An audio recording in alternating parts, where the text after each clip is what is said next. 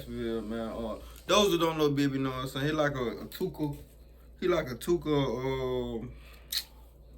He like a tuka, like, you know what I'm saying? They be using him diss songs and all that, man. Jacksonville rappers. Let me see the final hours of Bibby, man.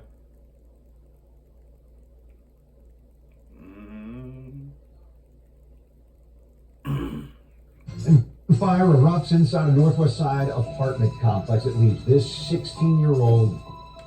Neighbors say the shooting sounded like a war zone. 60 to 70 rounds had to be dropped. And 60 to 70? I ain't never know that now.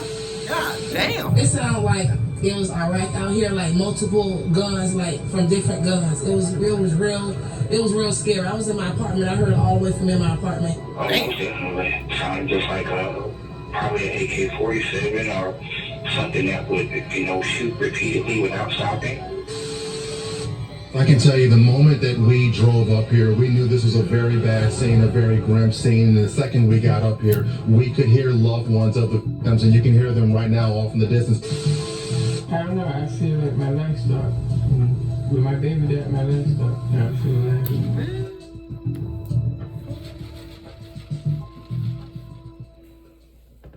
February 25th, 2019. A family's life was about to be drastically changed by events that would occur that day.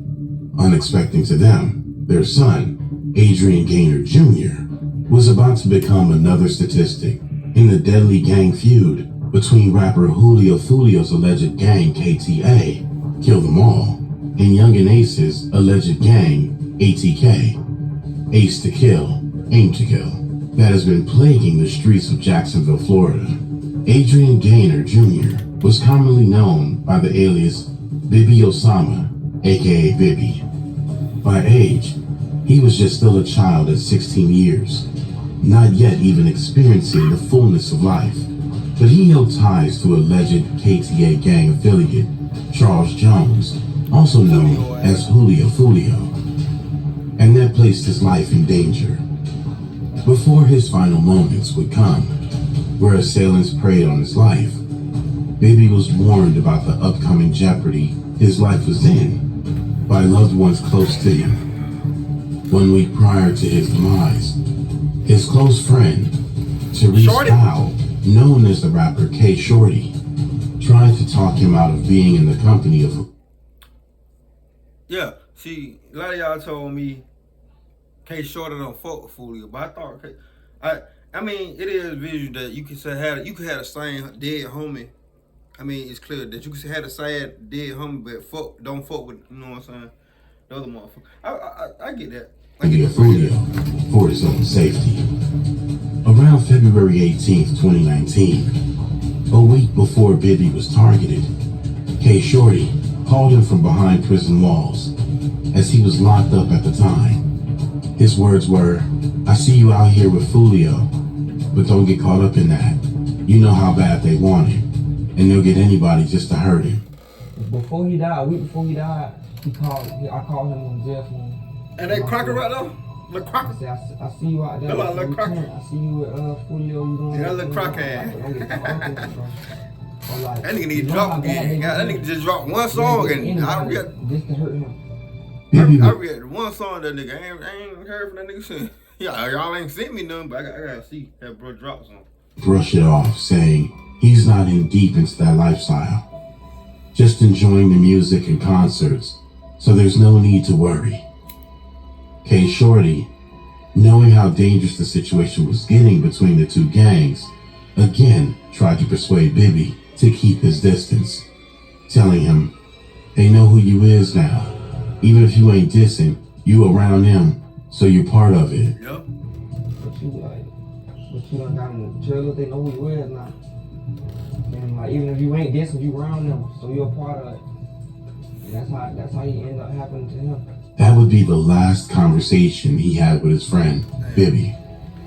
The morning of February 25th, Bibby went to school as he would on any regular day. Ironically, he attended the same school where Julio Fulio was shot as a teen, Grand Park High School. And guess what school he was going to? Grand Park, the same school I got shot.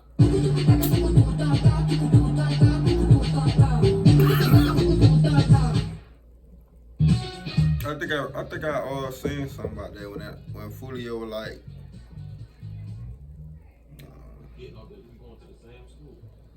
Bibby would come home from school like always to hang out and do what friends normally would in an urban environment, like where Julio was at his grandmother's house. Estimated time between 2 and 3 p.m., given the account of what happened by Julio Fulio, who considered Bibby as a brother. He was like, that's my little twin, like, I got him tatted on my face. That's my little brolo, okay? One day, I was at my godmama house in the hood where we from, on 45th. And every day after school, he'll come to me, like, he coming straight to me, we chopping it up, we smoking, like, On this day, Bibby broke routine. He checked in with Fulio, but this time, instead of staying put at Fulio's grandmother's residence, he decided to head to where was known as Hilltop. I'm like, bro, it's hot outside, like the police. I ain't even thinking about no, like, niggas, like, I ain't even talking like, bro, the police out there. you ain't thinking about what? Don't walk nowhere, bro. Sit here with me until it's time for you to go wherever you need to go, you know what I'm saying? Wait till the sun go down or something. Bibby, however, was accustomed to being comfortable, as he would say, in the hood. But that same comfort and not heeding Fulio's word that day would end his life minutes later. The last time Fulio would see Bibby was when he told him the words, "I love you, bro, be safe." Bibby headed out and made his way to Hilltop. The time was approximately 2:30 p.m. Bibby was in the Hilltop Village apartment complex parking lot on West 45th Street. Daytime? Damn. Hey, some Where, damn according minutes. to news reporters, he went to visit a friend. Fuck. The suspects in masks who were on his trail caught him off guard. And according to eyewitness accounts, they chased him to the back of the parking lot, where he was confirmed shot at least once. Eyewitnesses are telling us now that Gaynor was being chased to this exact spot where he lost his life. Just before 3 p.m., 911 calls would come in, stating there was what sounded like a war zone in the parking lot of the apartment complex. It sounded like it was Iraq out here, like multiple guns, like from different guns. Sounded just like probably an AK-47 or something that would, shoot repeatedly without stopping. When officers showed up, they found Bibby lying in a pool of blood, passed away. Julio Fulio would find himself burdened with hurt upon receiving calls of the tragedy that just occurred. My big brother called me, "Jit, where you at?" They said, "You dead in Hilltop." I'm like, "Hell no." I go on Facebook. A little boy just got killed in Hilltop, like 16. So I'm like, I ain't gonna lie, that's how I wore my I don't know if you can see it. I gotta get it my neck redid. That's how I wore my home, but I had to stop, boy. I pulled over my interstate, crying like a motherfucker. Went on Facebook, seen that shit. Well, I had got calls. I would get calls and shit back to back too, though. Really. Julio I just didn't Fulio want to believe that would shit. find himself burdened with hurt upon receiving that calls shit of the real. tragedy that just occurred. my big brother called me, "Jit, where you at?" They said, "You dead in Hilltop." I'm like, "Hell no." I go on Facebook. A little boy just got killed in Hilltop, like 16. So I'm like, they're like, "Yeah, he had on a uniform or a gray sweater, burgundy shirt." I'm like, "Oh God!" Like, I just hang up the phone. One of my god brothers walk in the house, like, "Bro, they said Bibby dead, bro." Meanwhile, his family was sent into a state of shock and trauma. His mother stated the chilling words, "When her baby died, her life stopped. She doesn't feel alive anymore." R.I.P. Bibby, man. For real. With my baby dad, man. Everybody, man. Everybody, man. This is the sad reality of the gang lifestyle and culture of retaliations that leave many youths like Adrian Gaynor Jr., aka Bibby, lying in the grave before they even have a chance to live. In a twist of gruesome and unremorseful events, opposing gang members that wanted to taunt Fulio flooded online, making a mockery of the teen's passing. One such individual in particular was Hakeem Robinson, known as the rapper Queso, who was allegedly affiliated to ATK. Queso was ruthless, flashing Long live guns, Jada Younger, man. posting playful clips laughing at Bibby's Long live homicide, Jada Younger for real. rapping about his demise, and even laughing at Bibby's mother, marching for justice for her son. It was a cold-blooded act, but it's telling of the mentality of the toxic lifestyle. That nigga dead. He can't come back. And it's so. Bibby's mother went on. He didn't have to put that in him. He didn't have to put that in him. He did, man. He had to put that in. To speak of the horrors that they endured after those allegedly responsible for ending her son's life would spit and urinate on his grave and mock them every chance they had. Queso went as far as putting Bibby's image on the music project's cover, along with other opposing gang affiliates they allegedly murdered, and posted it online to promote his project, disrespectfully titled Bibby Out. Cops would be hot on the trail, trying to piece together the suspects in Bibby's homicide, and the evidence led their path straight to Queso about 2 years after the crime. At the time, nigga JSO so motherfucking ghetto. I thought that was the same. Yeah, that was Jacksonville. Bruh, they got so many motherfucking police down there. They got a plasma center. I was in the hood. I know I was in the hood that night. They was in a plasma center, like something like you'll see bit lights or, you know what I'm saying, save a lot, like a plasma center. Bro, that was a whole police station. I said, what the fuck? What? I ain't never seen no shit like that. How you know they got too many police officers? Bars along with his father and brother, facing a charge for the could be wrong. Another individual. It was Tallahassee or Jacksonville, but I think it was Jacksonville. For his other brother's tragic demise. Crime appeared to be a family affair. He is also charged with second-degree murder in the 2020 death his dad trying to rat on his ass, aka rapper Little Buck. His father, Abdul Robinson Sr., and his brother, Abdul Robinson Jr., are also arrested in connection to the crime. JSO says the Robinsons are linked to the group ATK. Queso nearly became free to walk the streets again, and he was on the verge of bonding out for his attempted hit case when he was charged with first-degree murder in the homicide of 16.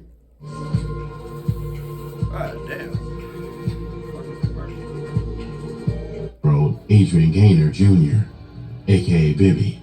This is where the chilling details about Bibby's final moments came out when a witness report on police documents was made public. According to the eyewitness accounts, Queso and his affiliate named Whitaker drove to Hilltop from one side to another and parked for approximately 20 minutes in one spot before Bibby and another person, Pratt, was spotted under a gazebo. Robinson, aka Queso, and his affiliate exited the vehicle carrying firearms. His affiliate had a long AR-style rifle, and Queso had an AR pistol. His affiliate, Whitaker, ran after Pratt, and Queso chased Bibby, firing as he ran. The witness went on to state that Bibby then fell to the ground and covered his head with his hands. Queso then ran up close range and shot Bibby in the back of the head or neck as Bibby allegedly he did that. He continued to try and shield for his life. Both Queso and Whitaker is said to have returned to their vehicle, a gray or silver Nissan Maxima, and left. With these first-hand accounts from witnesses and surveillance footage along with photographs and videos of Queso bragging online about the homicide. Why you had to leave? Why you stay with me? With me? Why you had to leave?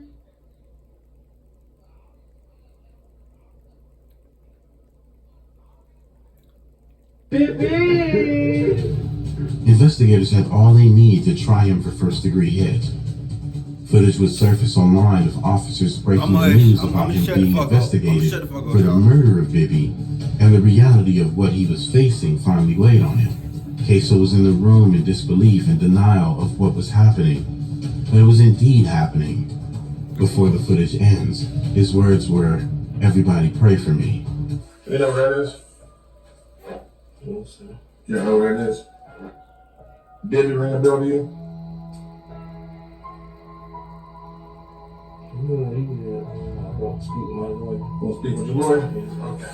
Alright. OATL. everybody pray for me. The same one who allegedly pulled the trigger was asking for saving grace. But that's life.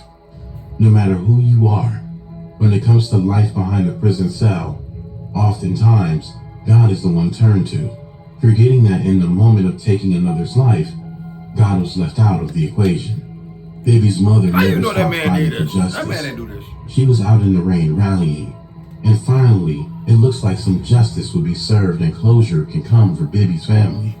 I just want justice for my child. I'm gonna walk this city until they get justice for my baby.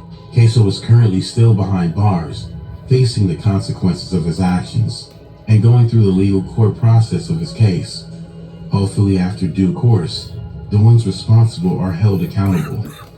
On the outside, the back and forth still continues, and Bibby's name continues to be disrespected in songs like ATK alleged member Youngin Aces, Who I Smoke.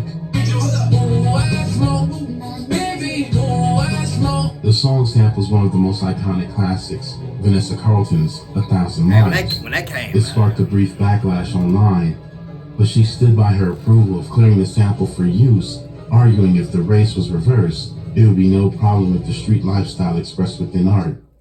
The cycle of bloodshed and pain continued.